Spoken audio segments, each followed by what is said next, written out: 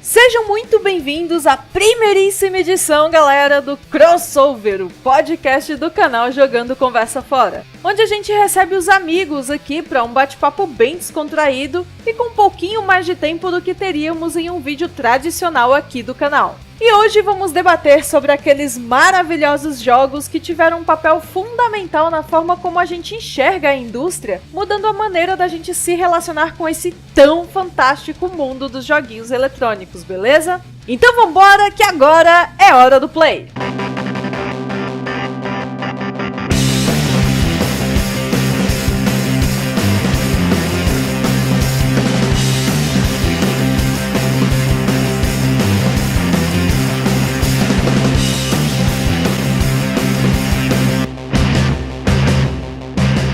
Eu sou Denise Mara e não, o meu jogo nunca vai deixar de ser um clássico. E eu estou aqui com o Eric Gustavo. E aí pessoal, beleza? E hoje é dia de voltar à minha infância, hein? E também estou aqui com o Lucas Rodrigues. Salve galera, rise and shine Mr. Freeman, rise and shine. E por último, mas não menos importante, galera, estou aqui com Paulo Correa. Se tem um jogo que me fez perder tempo nessa vida, foi o Destiny. Eu quero entender essa. Uai, como assim? Polêmica aí, hein? Cara, é MMO, velho, é MMO. É isso ou crack, entendeu? Crack é mais barato. E eu achando que foi Battlefield 3, ó. Você deveria ir de crack, pelo menos ele emagrece. Caralho, eu perdi 10 quilos em 8 meses e o cara fica me chamando de gordo toda vez que a gente vai gravar essa porra. Não é correr, não é jogar bola. Eu vou dizer, a alegria do gordo é quando senta pra comer. Alegria do gordo.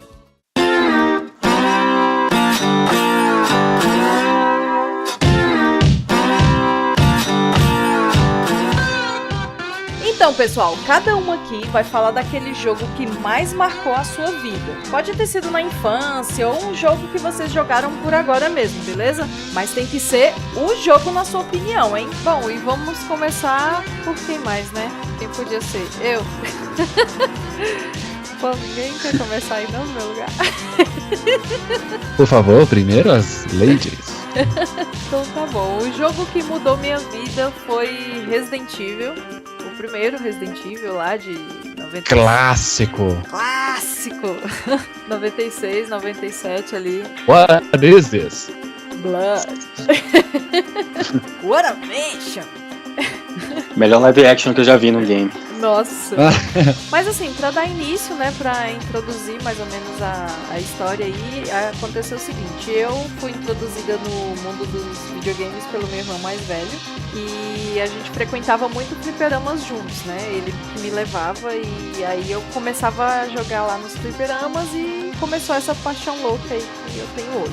Mas assim, eu jogava mais jogos de luta, beat'em ups, ou seja, joguinhos que não tinham muito essa questão de importância com a história, ou algo que fizesse com que eu me sentisse dentro do jogo, sabe? Eu tivesse uma imersão muito grande. E então, um belo dia, eu chego da escola em casa e eu me deparo com aquele caixotão cinza em cima da estante. E claro que eu fazia ideia do que era, só que eu não podia mexer porque meu irmão tinha muitos ciúmes das coisas dele e eu fiquei com medo de ir lá mexer e quando ele chegasse brigasse comigo.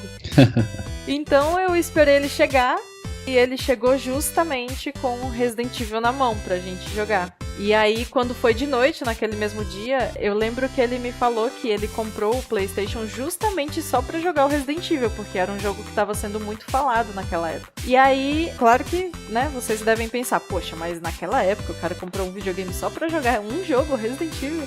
Mas é porque ele também tinha muita influência em mim com relação a essas coisas de terror. Eu comecei a gostar de filmes de terror por causa que ele assistia também e tal. E ele falou que, poxa, jogar um jogo de terror num fliperama ia perder completamente a experiência, né?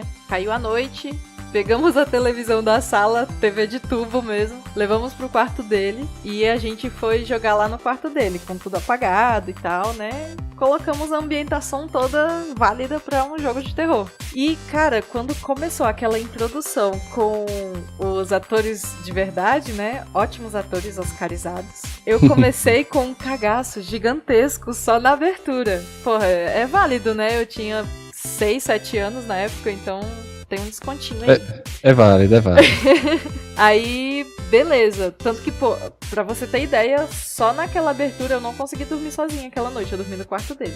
E aí começamos a jogar. Aí, beleza, a gente demorou 1 mês e meio, mais ou menos, pra fechar o jogo. Porque, como tinha muitos puzzles que a gente não conseguia resolver, olha só a sacada. A gente ficava indo no fliperama pra saber quem é que tava jogando e saber se alguém já sabia resolver algum dos puzzles. E a gente... Olha aí. Porra, E aí é uma rede de informações interessante, hein? Pois é. E aí a gente conseguia resolver alguns assim, e outros ele ia numa banca que tinha perto de onde ele trabalhava, e ele ia na banca pra ler as revistas que tinha na época, né, pra resolução de puzzle, essas coisas. Lembra aquelas revistas que vinha com a história toda do jogo? Sim, é. Detonado. Detonado, isso aí.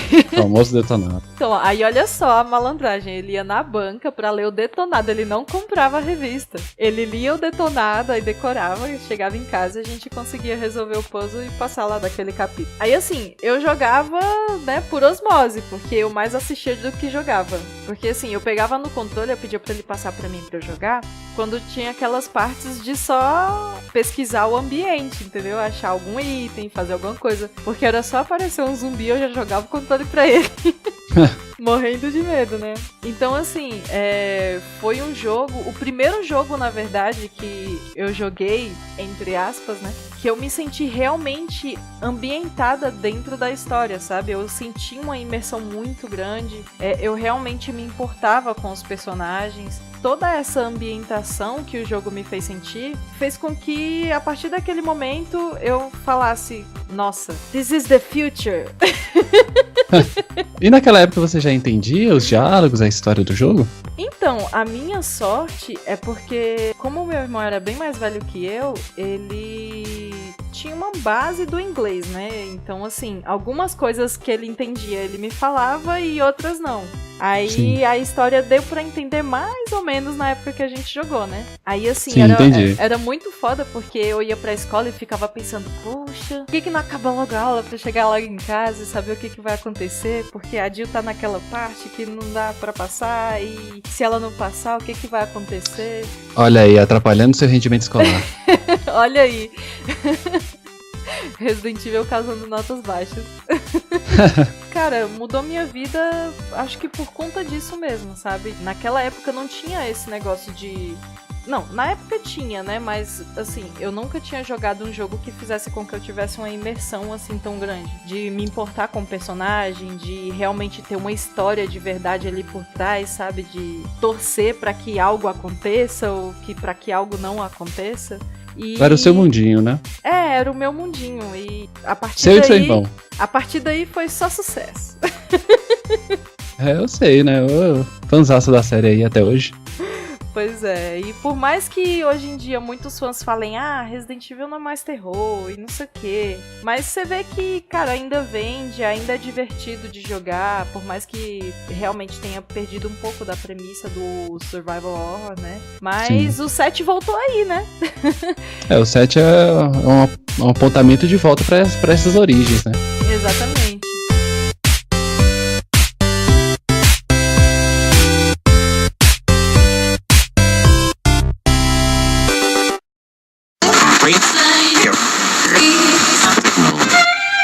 No, I'm not a writer. Okay.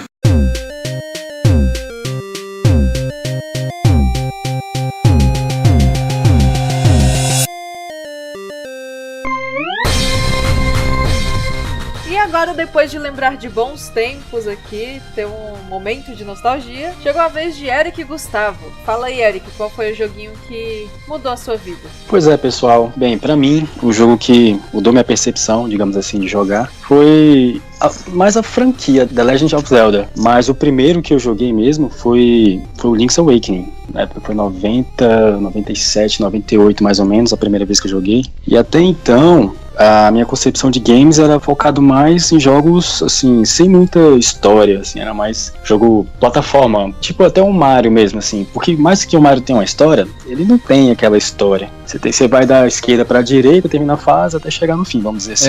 É mais só uma premissa mesmo, né? Um pequeno motivo. Sim, só um motivozinho, isso mesmo. Então, e até o momento, eu só jogava jogo assim, Sonic, o Mario, às vezes um joguinho de corrida, um Top Gear, e eu não conhecia esse tipo de games com histórias mais elaboradas, vamos dizer assim. E foi até um amigo meu que me mostrou um jogo na época, peguei pra ver e, tipo, na época não dominava, acho que quase nada de inglês, sabia muito pouquinho, só o de escola, só verbo to be, to have, né? Não. Tem na escola até hoje.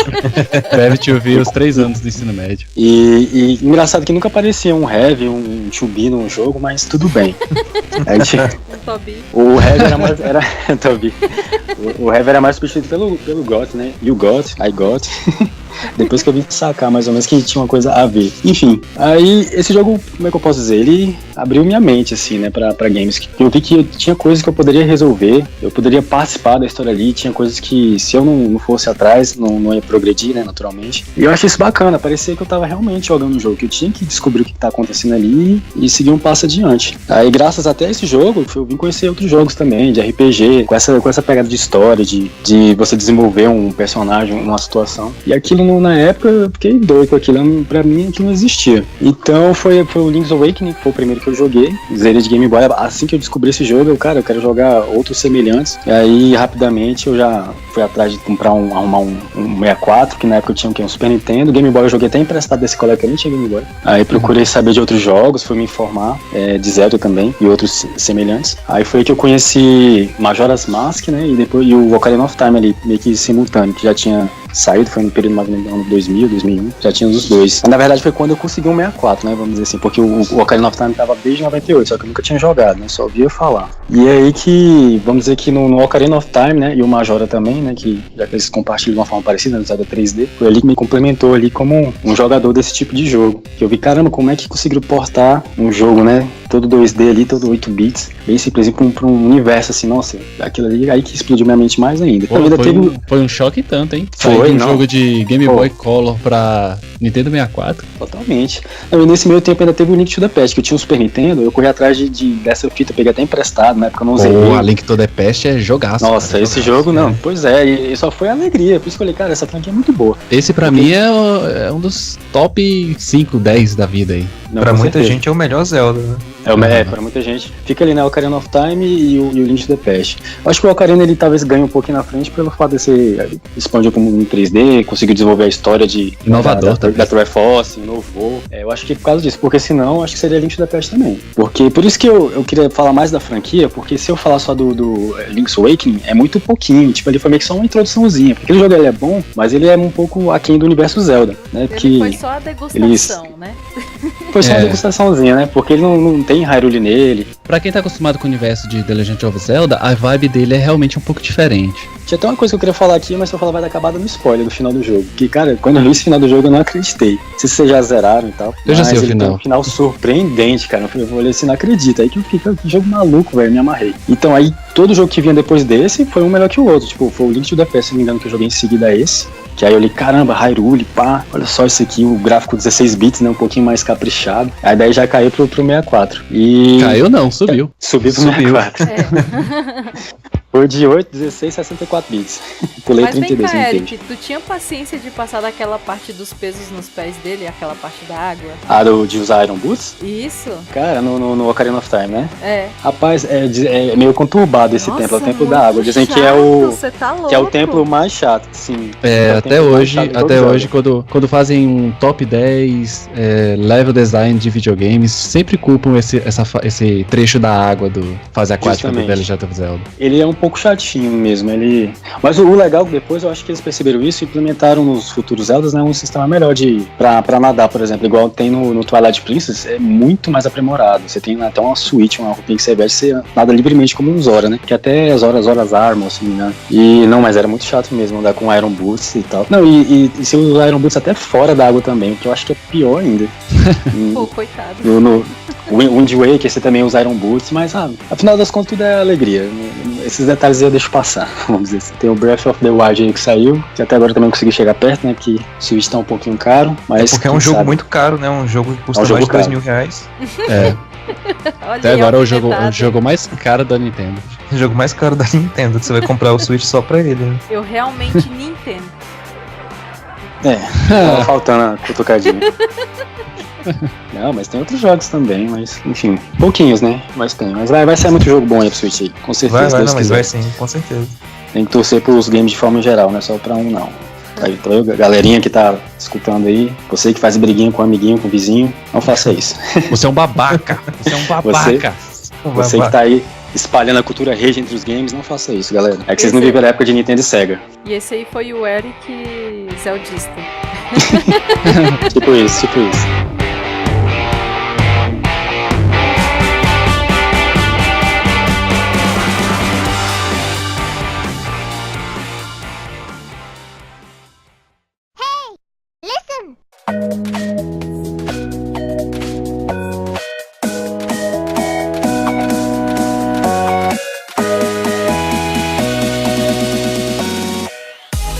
E você, Lucas, diz aí qual foi o jogo que você trouxe pra gente hoje? Meu joguinho do coração. Ai meu Deus, é muita emoção. Passando assim, pelo mesmo caso do Eric, o jogo que eu escolhi... Não vai ser Zelda também, né? Não vai ser Zelda. Eu gosto muito da série, da franquia, mas não é ele que eu escolhi. Ele é uma continuação, esse jogo que eu escolhi. Então eu tenho que atrelar o primeiro jogo, ele é o segundo, né? Eu tenho que atrelar ele ao primeiro jogo e a importância que ele teve no mercado dos videogames. E depois a importância que ele teve pra mim, pessoal. O jogo que eu escolhi é o Half-Life 2. Olha aí, hein?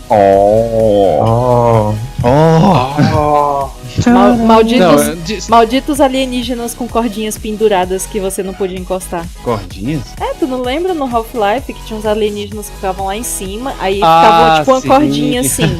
Se tu passasse perto, tu se fudia. Sim, eles pegavam qualquer coisa, na verdade. Nossa, e o que não era comestível, véio, eles raiva daquele negócio. Nossa, mas eles são os inimigos mais de boa do jogo, que é muito fácil se livrar deles. Não, mas é porque tem hora que tu vai no desespero e tu não vê o fiozinho. Acontece. Se você estiver andando de costas, principalmente, acontece. Pois é. Então, galera, Half-Life 2 eu acho que dispensa apresentações. Se você não mora numa caverna, pelo menos nos últimos 10 anos, sabe do que eu estou falando. É um dos jogos mais influentes, inovadores e importantes para a indústria. Foi lançado em 2004, né? E eu não joguei ele também de imediato, assim, na época do lançamento. Nessa época eu tava meio longe ainda de ter um computador ou um videogame que estivesse à altura para rodar o jogo. Mas como eu falei, né? Eu não posso falar somente dele. Eu tenho que botar ele no contexto. O primeiro jogo, Half-Life, foi lançado em 98 e foi uma grande revolução. Ele praticamente mudou toda a estética de jogos de tiro em primeira pessoa na época. Porque o que você tinha na época? Você estava acostumado a jogar o quê? Você jogava Doom, você jogava Quake. Aí o que acontece? Half-Life foi lançado pelos estúdios da Valve e, nossa, foi aquela coisa do tipo,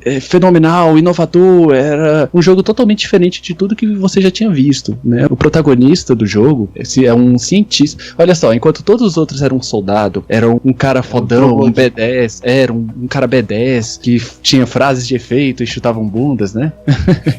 Half-Life, ele trazia um protagonista que era um nerd, Gordon Freeman. Ele era um físico teórico com PhD e trabalhava num laboratório chamado Black Mesa, num setor de corpos estranhos, materiais estranhos, alguma coisa assim. E aí eles estavam fazendo uma experiência com um equipamento gigantesco para trabalhar com teletransporte. E aí envolvia o uso desse material. Aí o Gordon Freeman, ele chega para mais um dia de trabalho e aí eles vão, é o grande dia que eles vão fazer um teste desse equipamento. Aí o que ele tem que fazer? Ele tá lá dentro da máquina, dentro de onde a máquina está rodando, e ele precisa com um carrinho aproximar esse material. Aí o que acontece? Ele empurra esse material para o portal e ocorre uma catástrofe. Tudo começa a dar errado no experimento. Eles até inventam um termo lá pro ocorrido, é uma cascata de ressonância. E aí o Gordon Freeman, ele visita um outro universo, uma outra dimensão.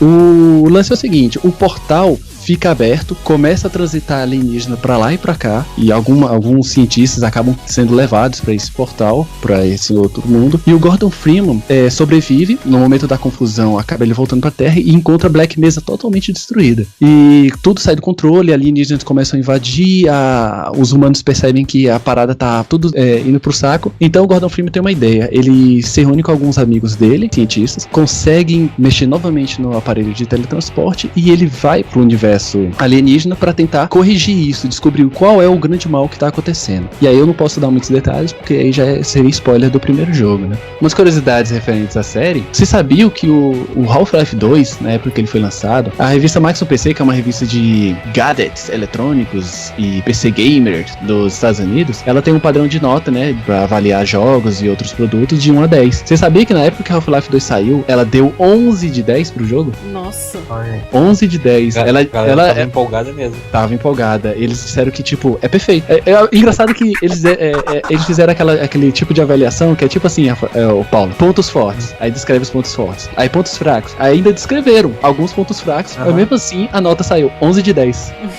Porque o jogo, se vocês jogarem hoje, vocês vão ver, isso aqui, ó, tá meio capenga, isso aqui não funciona direito, talvez se fosse desse jeito funcionava, mas tirando esses detalhes, que acho que puxa mais por detalhes técnicos, ele beira a perfeição. É o tipo de jogo que não aparece em qualquer esquina, não se faz em pouco tempo, é realmente incrível. É por isso que o 3 não tá pronto ainda. Ou eu acredito que ele não vai sair, ou eu acredito que ele é tão bom que precisa de mais tempo. Ele é tão bom que não vai ficar pronto nunca.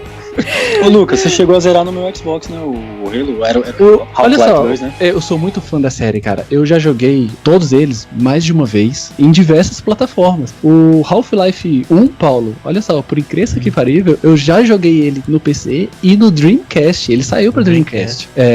Saiu. Assim, a jogabilidade era horrível porque não tem 2 analógicos, mas eu cheguei a jogar. Pelo menos o máximo que eu pude, gente, porque foi mal. Não dava pra jogar com a ausência do analógico direito. Era horrível controlar aquela mira. O Half-Life 2 eu joguei no PC que eu tinha na época. Depois eu comprei o The Origin Box pro Xbox. E na época eu não joguei o Half-Life 2. Eu joguei o Half-Life 2 episódio 1 e o Half-Life 2 episódio 2. Eu joguei esses dois no The Origin Box, que também tá incrível, porque as versões de Xbox eles fizeram uma repaginação técnica, gráfica no jogo. E ficou bem bonito mesmo. E depois eu joguei o Half-Life 2 de novo no Xbox clássico que o Eric me emprestou, porque ele também teve um port do jogo. Vocês não têm ideia do gancho que ele deixa no final do episódio 2. O gancho é absurdo, é tipo, véi, o que vai acontecer? O que está acontecendo? Aí o jogo termina. Tipo, tem que ter alguma coisa depois.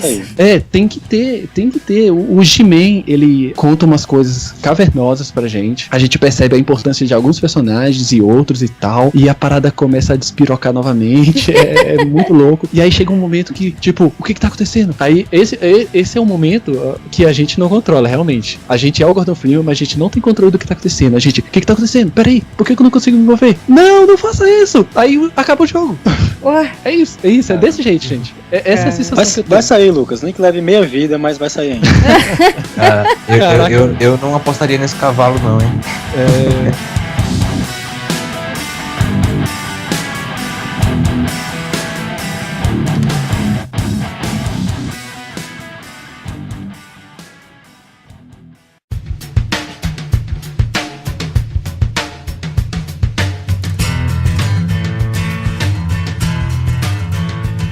E agora, pra fechar com chave de ouro, vamos com Paulo Correia. Opa, chave de ouro quem me dera. Baixa expectativa aí, não é tão bom assim. É muito complicado assim focar em falar em um jogo só que tenha tido um papel importante desse, até porque, na minha opinião, teve mais de um jogo que fez isso, né, ao longo da minha história e tal. Assim, eu sempre fui muito fã da série Metal Gear. O primeiro jogo pra mim mudou muito o paradigma do que eu achava que era videogame, né? Assim como o Lucas teve o antes e depois dele jogar Half-Life, pra mim foi com Metal Gear Solid, né? Teve também o The Last of Us, que eu sempre comento quando alguém vai me perguntar sobre quais são meus jogos favoritos. O Last of Us sempre aparece na conversa por motivos parecidos que o do Metal Gear. Assim, a minha mudança de postura com o multiplayer online com o Battlefield Bad Company 2 e o Battlefield 3 também, que eu joguei bastante e eu achava era uma coisa que eu não via muito sentido antes, né? Assim, teve vários jogos que foram importantes, mas tem um que se destaca acima desses, né? Pelo fator, assim, de não só o que ele me influenciou na maneira como eu vi os jogos, mas o jeito que a minha vida foi afetada por ele, assim, coisas, né, fatores que transcendiam o fato de ser só um jogo de videogame. E esse joguinho do coração é o famoso Street Fighter 2. Uou! O famoso Street Fighter 2, o clássico, Já ia cantar, velho. Já ia cantar. Street Fighter 2 teve muita importância na minha vida porque, pelo momento, assim, muito do que eu conheci o jogo. Ele não foi o primeiro jogo de videogame que eu joguei na vida, mas, assim, foi o mais impactante. Antes dele eu já tinha jogado alguma coisinha no Atari do meu primo, né? A gente sempre tem um primo que tem dinheiro e que tem umas paradas legais. Esse meu primo tinha um Atarizinho, eu achava muito bacana e tal, não sei o que. Depois disso eu joguei um pouquinho num Super Nintendo, o primeiro Tartarugas Ninja, né? O Teenage Mutant Ninja Turtles. Não, é o Turtles in Time. Caralho, Turtles in Time. Excelente jogo. Excelente, tô viajando aqui. Eu jogava na venda do seu João Deitado, que Nossa senhora! É engraçado, mas é uma história triste, porque ele era um cara paraplégico, que ele atendia a gente deitado numa horror. cama. Por isso o nome da venda era João Deitado. O nome da venda era João Deitado. Era a venda do seu João Deitado, porque ele atendia a gente deitado numa cama. Que droga. Nossa, cara, que história triste, velho.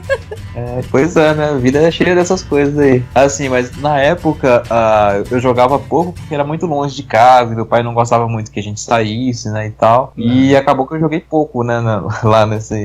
Peraí, esse longe de casa era mais de uma semana? Tava fazendo piada ruim.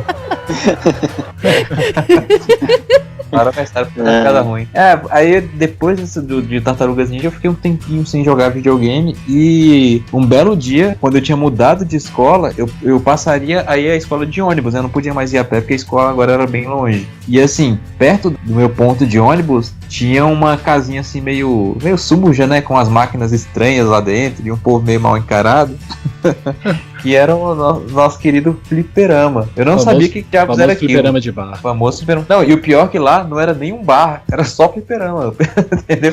Caraca. Tinha só algumas máquinas. Era um cubículo minúsculo com algumas máquinas dentro. E assim, a primeira vez que eu fui, foi o meu irmão mais velho, né? Que me levou, porque ele gostava de videogame e tal. Ele já jogava algumas coisas, né? E eu nunca tinha pisado no fliperama, né? Aí, como eu recebi a mesada, eu lembro que a gente tava indo pra parada de ônibus e ele me perguntou se eu podia emprestar um dinheiro pra ele. Aí eu falei, tipo assim, tá, né? Tipo, porra, eu não queria gastar dinheiro, mas tudo bem. E o dinheiro era pra ele pagar uma dívida que ele tava no fliperama, entendeu? Nossa senhora. Aí a gente chegou lá, ele pagou a dívida dele e tal, e pediu, acho que 2 fichas. E assim, beleza, tipo, não tô entendendo nada do que tá acontecendo aqui. Algumas máquinas estavam desligadas, né, e tal. E aí ele ligou a famigerada máquina do Street Fighter 2, cara. Eu não esqueço até hoje, que foi a primeira vez que eu vi um Hadouken na vida. E assim, pô, eu fiquei extasiado, sabe? Eu fiquei encantado com o jogo. E outras vezes aconteceu de ir pegar ônibus e ele me pedir grana pra jogar e eu não achar ruim nem nada, tipo, porque eu queria ir lá pra ver jogando, entendeu? E nota, o que eu tô falando, eu ia pra lá pra assistir ele jogando, eu não jogava. Tipo, não se arriscava. Eu não me arriscava, eu falava, não, cara, é muito complicado esse negócio aí. Eu gostava só de ver, né? Ficou assim um bom tempo, até que finalmente eu consegui criar coragem, falei, não, vou tentar ver o que dá, o que acontece, né? Aí fui lá e comecei a perder uma ficha atrás da outra que nem um maluco. E com o tempo eu fui aprendendo, assim, né, os comandos, as mecânicas, né? Tendo uma noção do que fazer e quando fazer, que isso em um jogo de luta é muito importante, e com isso o tempo foi passando, né? Assim, nessa época, eu devia ter aqui acho que uns 12 anos, mais ou menos, de idade, e assim, é uma época complicada, porque é o início da adolescência, né? E você tá naquela fase assim que você meio que quer achar o seu lugar no mundo, entendeu? Assim, você tá meio que, pô, quem eu sou, entendeu? Tipo, qual é o meu papel aqui, como é que eu vou ser relevante aqui, como é que eu vou fazer amiguinhos, né? Que nessa época, assim, eu não tinha, acho que amigo nenhum, na verdade, nessa época, assim, amigo, nossa, tipo, não tinha nenhum amigo. Que menino triste. Aí eu peguei e falei, não, cara, assim, resolvi que eu ia investir em ficar bom naquele negócio, né? E, assim, foi uma ferramenta de identidade pessoal mesmo, entendeu? E de expressão que foi muito importante pra mim na época, né? E isso até hoje. Hoje eu ainda jogo, assim, não jogo mais tanto, né? Mas ainda jogo jogos de luta e sempre tem essa questão de que cada pessoa joga do seu jeito, né? Tipo, o jogo de luta ele é muito uma manifestação de identidade pessoal, entendeu? É uma forma de expressão muito forte. Sabe o que eu fico imaginando? Os moleques indo lá jogar o fliperama, né? Aí, tipo, chega no terceiro personagem do modo arcade, aí o cara já tá suando esperando lá pra passar. Aí Paulo tá lá encostado na parede com uma perna encostada na parede, jogando uma moedinha pra cima. E aí, cara, quer que eu passe? Quer que eu passe? Cara, maneiro.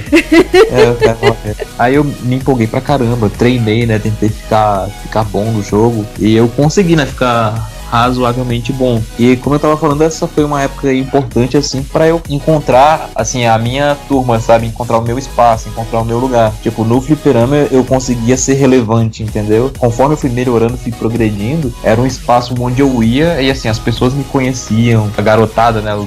A molecada de lá me conhecia. Tipo, quando o Paulo chegava, sabe? Falava, o cara tá aí, não sei o quê. Tipo, as pessoas, a molecada não queria entrar contra. Quando eu tava lá de bobeira, às vezes me pediam pra salvar a ficha e, tipo, pra mim aquilo era um puta orgulho, saca? Eu me sentia, sei lá, assim, numa cadeia alimentar eu tava acima, entendeu? Tipo, eu era meio que... eu tava alguns degraus acima da média, entendeu? Paulo, aí, assim, rei do fliperama. Era o rei do fliperama. E era muito legal, assim, porque esse meu irmão mesmo, assim, a gente não tinha muito em comum, né? E aí quando eu descobri que ele jogava videogame e tal, assim, ele gostava, assim, pelo menos esse vínculo a gente tinha, saca? E foi uma coisa que perdurou até o fim da vida dele, né? Tipo assim, ele faleceu no ano passado, mas assim, a gente sempre tinha, quando tinha que conversar alguma coisa e tal, a gente sempre acabava falando de videogame, entendeu? Porque... era o vínculo que você tinha com ele, né? Era o vínculo que a gente tinha, assim, por mais que a gente não se desse, assim, a gente não concordasse em termos de ponto de vista sobre um monte de coisa, pô, a gente jogava Street Fighter durante muito tempo, God of War, saca? Tipo, avançou em muita coisa e tal, e foi muito importante por conta disso. Mas por mais que o Street Fighter tenha tido esse papel, assim, acabou que eu não joguei ele tanto tempo, porque logo em seguida vieram os jogos da SNK, né, que eu achava que conforme eu fui treinando, assim, tinham combos mais complexos, né, tinha combos mais longos e tal. Aí eu acabei que, conforme o tempo foi passando, eu fui deixando um pouco assim o Street Fighter de lado e fui me dedicando muito mais ao Real Bolt, The King of Fighters e tal, que eu achava que tinham mecânicas mais complexas e mais ágeis, mais modernas, né, por assim dizer. E o Street Fighter acabou ficando enfadonho com o tempo, mas assim, eu nunca me esqueci desse encantamento, né, e essa porta de entrada que foi pra mim o Street Fighter 2, porque ele me mostrou que, assim, que os jogos podem, o potencial que eles têm em termos de mecânica, mas também, assim, em termos sociais, né, e o papel que eu me vi ali naquele momento, naquela minha realidade que eu tava inserido, né, que era uma época que eu queria, assim, me afirmar de alguma maneira, eu queria achar meu espaço no mundo, e o Street Fighter 2 permitiu isso, né, assim, a minha entrada nesse maravilhoso mundo dos joguinhos aí, onde eu era, assim, admirado, assim, na verdade eu não era admirado, eu era temido, eu achava isso muito legal. Olha aí, hein. Não, e se eu não me engano foi com... Paulo era um deus, o cara era um deus. E se eu não me engano foi com Street Fighter 2 que introduziram a questão dos torneios de jogos de luta, né? Ele foi o primeiro jogo que mostrou o potencial. Ele começou com... Ele foi o primeiro jogo de luta... Pra muita gente ele é o primeiro jogo de luta moderno, assim, como a gente conhece, e também foi o primeiro jogo competitivo, né? Assim, encarado de uma maneira mais competitiva mesmo. Mas assim, na época, assim, a nossa competição era no bairro, entendeu? Tipo, eu nem sabia da existência de torneios, essas coisas. Eu queria era ganhar do cara que falava que era melhor do que eu, entendeu? Tipo, na época na Fercal tinham 2 jogadores, eu, assim, bons. Era eu e o Fabiano, entendeu? Que ele até me ensinou algumas paradas, eu ensinei outras pra ele. E a gente, era muito curioso isso, porque se eu falar agora, puxando na memória, a gente nunca se enfrentou, entendeu? Porque a gente tinha meio que, eu acho que um acordo silencioso de tipo, que senão ia começar uma batalha de 1000 anos, entendeu? Nossa. Os 2 Cavaleiros de Ouro. 2 Cavaleiros de Ouro se enfrentam, uma batalha 1000 anos. Exatamente. A gente, tipo, ganhava de todo mundo, mas eu nunca joguei contra ele, entendeu? E ele não... E é muito interessante, só agora que eu tô me dando conta disso. E foi no fliperama que eu aprendi, assim, muito... Assim, hoje eu sou um cara zoeiro, sou. Aprendeu a lei das ruas. A lei das ruas, coisa que eu aprendi no fliperama. Mas eu aprendi no fliperama também que respeito é bom e mantém os dentes, entendeu? Assim, a gente brincava muito um com o outro, mas sem nunca meio que passar da linha, saca? Porque você via que ali o cara tava do seu lado, né?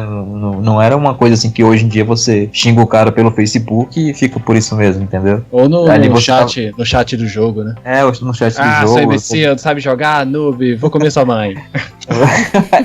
Todo mundo come a mãe de todo mundo nos jogos online, é impressionante. Saca? E tipo, eu lembro claramente hoje de uma vez que eu tava jogando Real Bolt 1 e, modéstia à parte, eu era muito bom com o Kim. Na época que a gente jogava lá, tipo, eu não conhecia nenhum jogador que era melhor com o Kim do que eu. E teve um dia que foi um cara, assim, bem mais velho pra jogar lá e, velho, eu dei um pau no cara, tipo, eu acabei com combo com super e o caralho, sabe? Tipo, aí eu peguei e tirei uma onda com a cara dele, né? Eu falei, meu irmão, eu quebro a sua cara a hora que você quiser e tal, não sei o que. E o cara veio pra cima de mim pra me bater, tá ligado? Ele falou, então bate em mim aqui agora. Olha. Aí eu peguei e comecei a rir assim, falei, mas no videogame, né, parceiro? Aí pegou, todo mundo começou a rir e tal, assim, e eu tava segurando xixi de medo. Tipo, eu ali, não sei o que, porque eu falei, velho, eu vou ter que, entendeu, dar uma quebrada aqui, não sei o que, senão eu vou apanhar. Tipo, o cara era mais velho do que eu, sei lá, uns 6 anos, tá ligado? Ele não era um pouquinho mais velho do que eu. Se ele fosse me bater, ele ia me matar de porrada, velho. O Paulo saiu correndo, só ficou a fumacinha no lugar e as fichinhas girando no ar. Não, mas aí é que tá, primeiro você não pode correr, você não pode demonstrar medo, entendeu? Eu encarei o cara eles sentem o cheiro de medo. É igual cachorro, né? Você correr, eles correm atrás.